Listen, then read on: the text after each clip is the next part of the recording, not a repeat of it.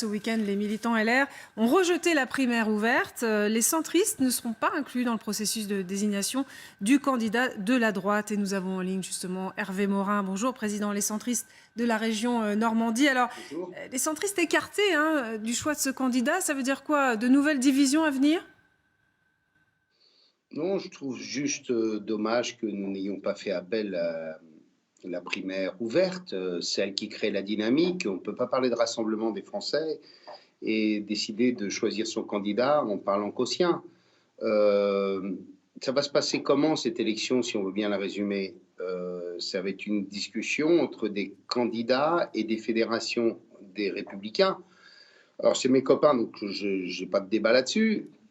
Sauf que je constate une chose, c'est que dans les partis politiques, la démocratie, elle est dans le meilleur des cas organisée, sinon orientée. Et que vous allez avoir les mêmes systèmes que partout dans les partis politiques, des adhésions de complaisance dans les dernières semaines, dans telle ou telle fédération en fonction du soutien de tel ou tel. Est-ce qu'au bout du compte, c'est le bon moyen pour désigner un candidat? Je ne suis pas sûr. Voilà. Donc après, si j'ai bien compris, c'est le moyen pour que Xavier Bertrand y participe. Donc c'est au moins ça qu'il faut qu'on sache assez rapidement. C'est est-ce que cette primaire fermée est le moyen de faire venir Xavier Bertrand dans le choix candidat? Euh, Ça, c'est une question qui reste entière. ouais, Hervé Morin, on vient de voir Emmanuel Macron qui, pendant ce temps-là, déroule ses déplacements, qui donne l'impression de faire campagne. Est-ce que dans son escarcelle, du coup, risque de tomber de nombreux votes de centre droit à cause de la situation dont vous nous parlez sur le processus de désignation à droite?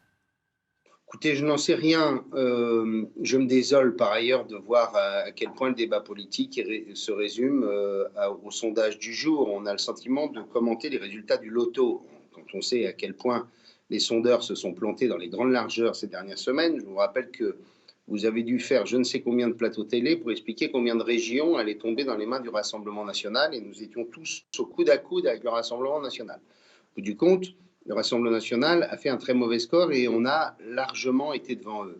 Donc en clair, tenter de bâtir un modèle à partir de sondages, d'enquêtes d'opinion, etc., tout ça n'a pas de sens.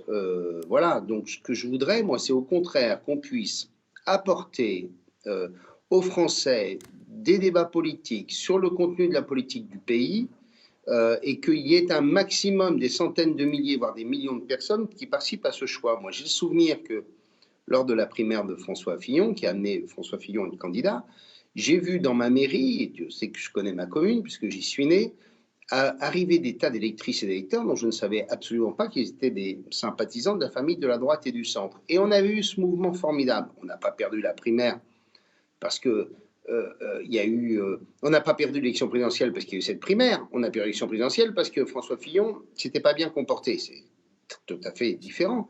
Et donc je ne comprends pas pourquoi on se prive de ce bon moyen de faire venir les Français sur les sujets et les enjeux de son pays. On rappelle, Hervé Morin, que vous soutenez Valérie Pécresse, qui a accepté le principe de cette primaire fermée. Est-ce qu'elle aurait dû le contester davantage? Bon, non, écoutez, voilà, le choix a été fait, le choix a été fait. Il y avait Gérard Larcher, bien d'autres qui étaient aussi favorables à l'idée de cette primaire. Après, pour Valérie, le jeu reste le même. C'est gagner, gagner la primaire, on y aidera autant qu'on le pourra. Euh, voilà, il y a quand même des sujets majeurs qui sont en train d'émerger, et tant mieux. Il y a bien sûr toutes les questions autour de la formation, de l'école, du redressement de l'activité du pays. Mais il y a quand même un sujet qui va être la dette, les déficits publics. On a quand même un président de la République qui fume les milliards chaque jour. Chaque jour. Hervé Morin, Je faisais les comptes ce week-end, 5 milliards 600 millions en 15 jours.